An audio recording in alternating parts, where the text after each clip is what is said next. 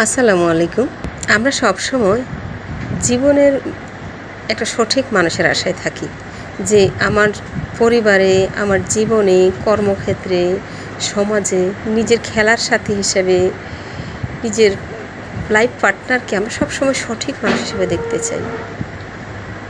অথচ পৃথিবীতে সঠিক মানুষ বলতে কিছু নেই।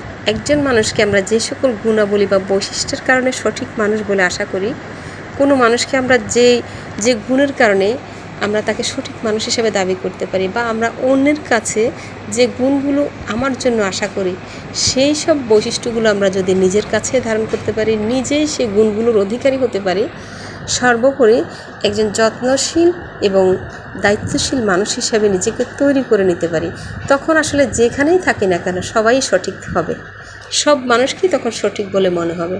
তাহলে আসলে প্রয়োজন হচ্ছে আমাদের দৃষ্টিভঙ্গির পরিবর্তন। আমরা নিজে যখন সঠিক মানুষ হব, তখন সব মানুষই আমার কাছে সঠিক। আর নিজেকে সঠিক মানুষ না করতে পারলে পৃথিবীর কোথাও সঠিক বলে কিছু পাওয়া যায় না।